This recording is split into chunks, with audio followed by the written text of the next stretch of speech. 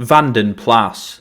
No matter how you pronounce it, wrong or right, it's hard to forget what this name once meant to the British motor industry. A name that created some of the most luxurious cars of the 20th century and stood for fine craftsmanship with the best materials on offer. From the 3-litre and 4-litre R to its last gasp with the Allegro, the 1500 in the 1970s, the name has always stood for quality, until it didn't. Vanden Plas in the 80s would be relegated to a mere trim level with the closure of its works in Kingsbury. Even with this, the name still stood for something, adorning the ultra-high-end Metros, Maestros and Rover SD1s and more until its retirement. But there is a forgotten world of Vanden Plas cars that are lost to time. Incredible cars that may have saved the brand or even accelerated its downfall. These incredible and mysterious luxury machines like the 2200 and Austin's secret 3-litre, which would become a victim of an unknown tragedy, to the Bentley and Rolls-Royce proposal based on the Landcrab. This is the lost world of Vanden Plas prototypes. Hello everybody and welcome to this video on the lost Vanden Plas prototypes. If you're not subscribed already, please make sure to do so. It really does help me out and you get to see more of this. More cars and classics uncovered, more projects and more car conversions explored. This video is on the lost Vanden Plas prototypes, including the one that was destroyed in a mysterious fire at Longbridge. Make sure to like the video if you liked it and share if you want other people to see it. And comment your Vanden Plas or Austin Rover or BL memories below. But without further delay, let's get into this video on some of the most mysterious luxury prototypes ever made. Vanden Plas through its long history has gone through many eras, from its original coach building to the decline of the art form and luxury cars like the Austin shear line. VDP had a long history before its acquisition by BMC. In this video we will focus on the prototypes and experiments commissioned by BMC and British Leyland. Back in the late 1950s, Vanden Plas had been reorganised by BMC. They were now a manufacturer in their own right, but with a bit of badge engineering, dropping the Austin name from their models. The Austin A105 Westminster would be the beginning of this practice. It was the first of its kind. Naturally, other models would follow, but not all would make it into production. Some would fade into mystery. The first on our list is the Vanden Plas Princess 1800. Back in the early 1960s, BMC were completing development on AD017, the 1800 and 2200, known as the Landcrab. This would be their mid-ranger, but it would be a bit different to the other mid-rangers of the time. The Landcrab would be a technological tour de force, advanced suspension, Austin's marvellous packaging, and of course its polarising style would come together, but there was one potential gap in the range.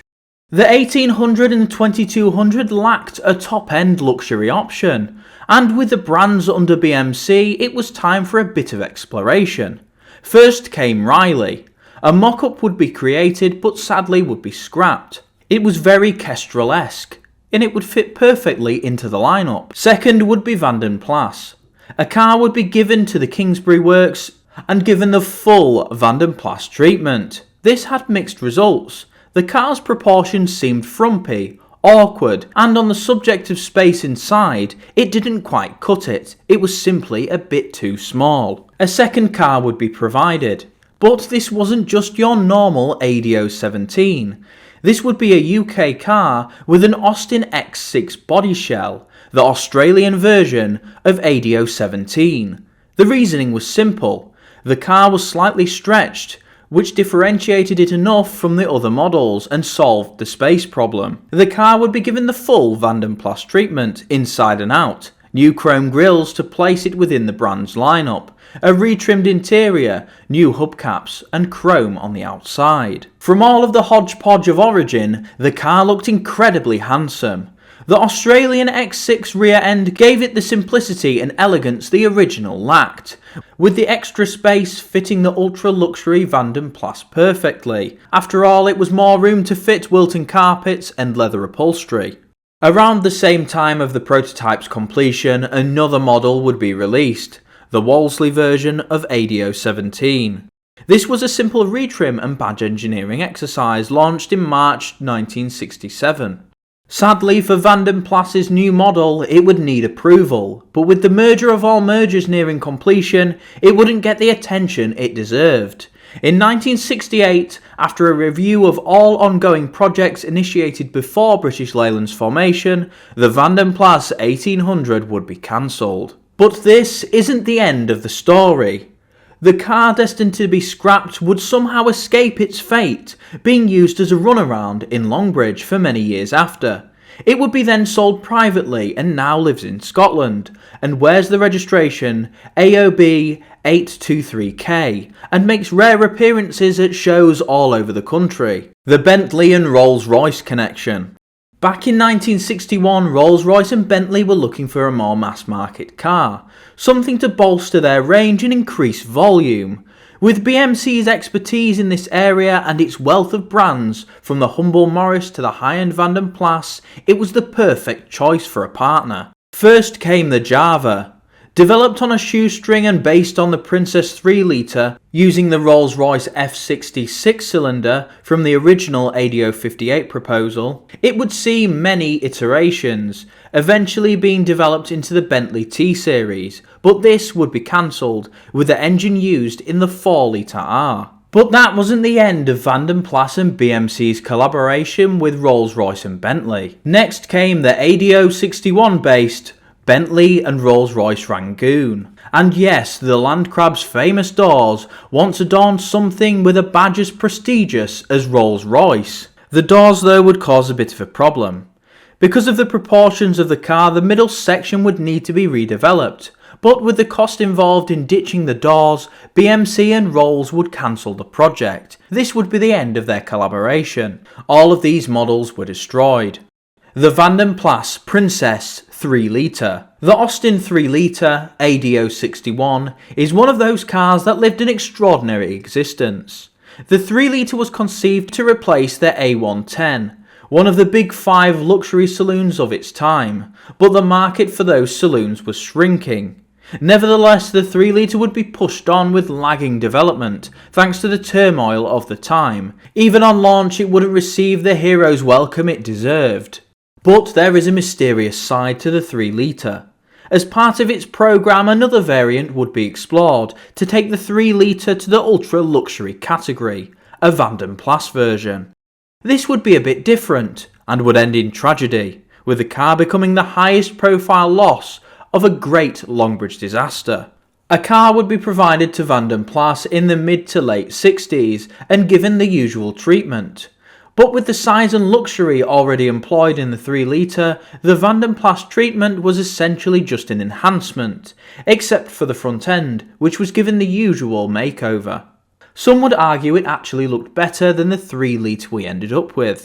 But sadly, after the 3 litre's launch, it was clear it was going to be a flop. And how couldn't it have been? Launched in the midst of a merger, the turmoil of industrial action, and Austin's odd placement of the 3 litre in its lineup, even though it was a fabulous car, it didn't make much sense to some. This would condemn the Princess 3 litre to history. But this car would survive, underneath Longbridge. Back when Longbridge was operating, there was once a subterranean marvel. A series of tunnels used during the war to keep Britain in the fight, producing aero engines and essential war supplies. This labyrinth, after war's end, would be given back to Longbridge and used as storage. Many experimental models and clay mock-ups were stored down there, too good to scrap, but too fragile to keep above ground. The Princess would be parked amidst the experimental engines and mock-ups of cars like the Healey 4000, until November 2nd, 1978. After surviving for nearly 11 years, the Princess would find itself in the middle of an inferno that would rip through the complex, destroying a wealth of history. Among the twisted remains, piles of ash and pools of once molten aluminium, was a shell of what could have been Vanden Plas's luxury future. The Princess 3 litre was destroyed. After this, the remains of what could be brought up were exhumed from their fiery grave. The rest would be sealed in for the rest of time. It's said the twisted remains of this car are still there to this day, sealed in concrete. The Vanden Plas Princess 2200.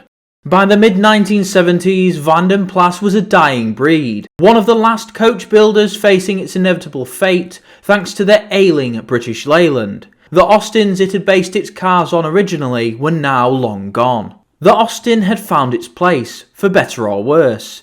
It was avant-garde, with cars like the Allegro and the new ADO 71, the Austin Morris 18 to 22 series.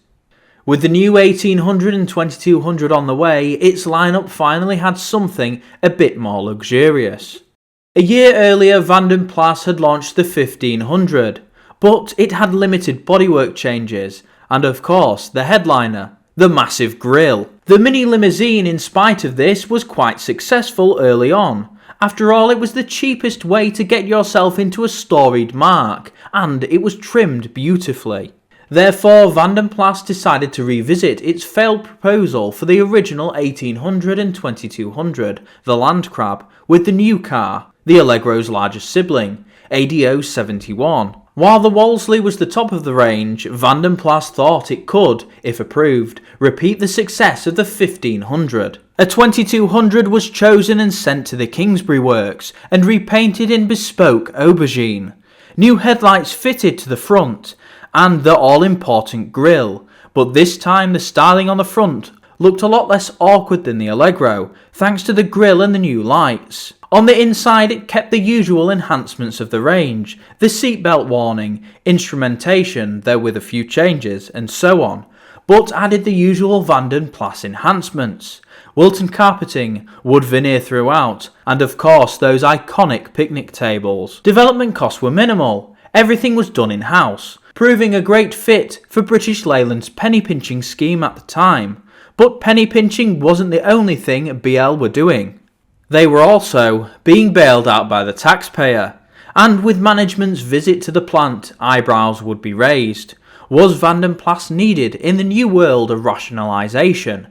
The Princess, slated for launch in 1976, would unfortunately be canned by management. Vanden Plas had just been the victim of circumstance twice, and with that, the final Vanden Plas model was history. The Kingsbury Works would see the writing on the wall, and in November 1979 the final DS420 rolled off the production line, with Vanden Plas ceasing to be, and becoming a trim level in the far more lean world of Austin Rover. The Vanden Plas Princess 2200 is preserved in the British Motor Museum. But that isn't the end of the story. There are a few other oddities as well. The Vanden Plas 3-litre Countryman. This was made and finished in a bespoke shade of royal green built for Queen Elizabeth II. This car remained in service to Her Majesty until 1969, with several others produced on order for George Harriman and Leonard Lord, because being high up in the British motor industry at the time had its perks. One of these cars survives today and is in the hands of an enthusiast.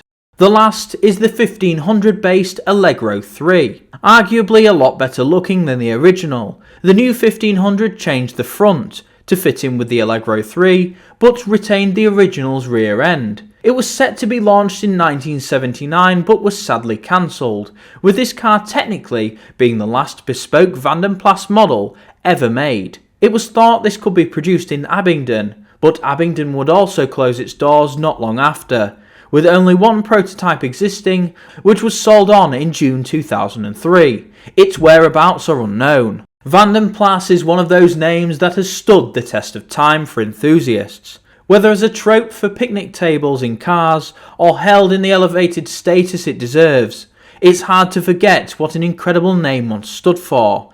In its later years it would simply become a trim level, being resurrected up until the 2010s on American Jaguars. But its history, both in the mainstream and its lost past, is what makes it one of the greatest luxury marques ever. And with that, it's the end of the video. What is your opinion on Vanden Plas and its prototypes? Let me know in the comments below. Do you think any of these could have saved the marque? But as always, thank you for watching, keep watching and remember to subscribe for more of this, and I'll see you in the next one.